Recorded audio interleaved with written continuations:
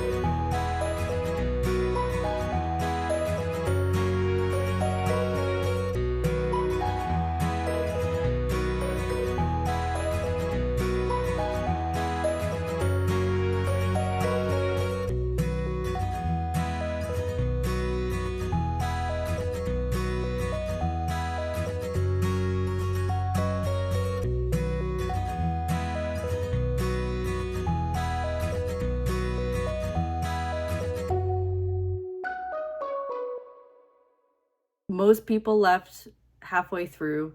Some people waited until like an hour or 2 hours before the market ended and they just packed up and left. Everybody was freezing. Nobody was there. It was at a motel, so they opened the motel rooms for us to go and warm up in, but it made no difference. There was nobody out. It was raining for a little bit, so everything got kind of wet in the beginning. Thankfully it dried off before the end of the market, but it was bad. It was really bad. It was probably one of my worst, if not my worst market ever. And that's saying a lot because I did a lot of markets last year. I feel like they promised a lot more than what they delivered, unfortunately.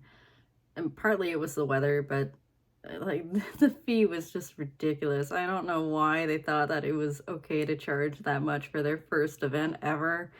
And there's nothing there. There's nobody there. There was maybe like less than a dozen vendors who signed up. And I know opposite from me, there was a guy who sells like glassware stuff, and we've seen him at other markets. He's local as well. He was kind of upset, and he was very vocal about that it was not the best situation. And I guess they agreed that maybe if they do one next year, they'll give us a free table for that one. So then the fee is, not as bad. It's still way too much, but I would be happy with that. So even though the sales were really low, I'll go over what I ended up selling. And I will try to add photos and the price when I say them. So and this is in no particular order. This is what I got off of Square. So the Square keeps all my inventory, and I just wrote it on a piece of paper, so I'll tell you in any random order. So I sold a pumpkin spice cow, the only pumpkin spice cow I had, the one I showed in my other video, for $27. I sold 2 axolotl keychains, the tiny ones, for $10 each. I sold a baby slasher, the Mike Myers version with the little plastic knife, for $12. I sold 1 ghost for $12. I sold 1 penguin for $15. I sold 1 potted plant for $12. I sold 1 Quigley the octopus for $15. I sold 1 tiny dinosaur for $10. And I sold 1 zombie for $12.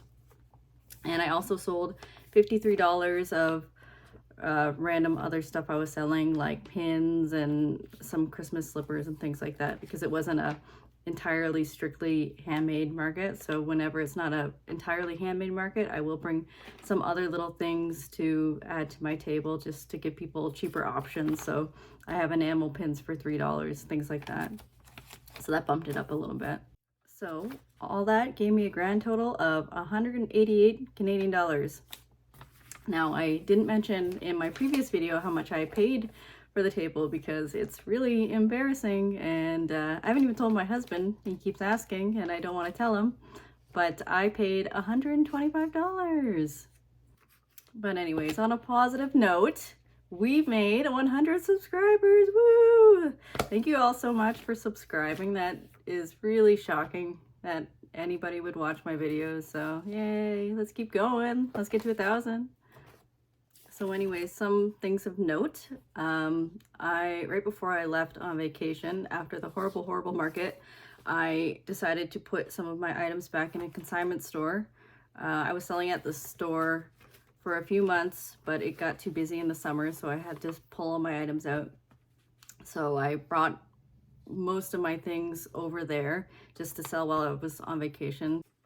So hopefully that goes well. Again, it did before. I would make consistently about the same amount each month. So when I get my totals in, I will share that with you, what I sold and how much I sold. So anyways, now that I'm back, you can look forward to a vacation video. I will kind of go over what yarns I packed and what I got done while I was away. I mean, it's not a whole lot, but there are some fun things to share. So I will see you in the next video. Bye.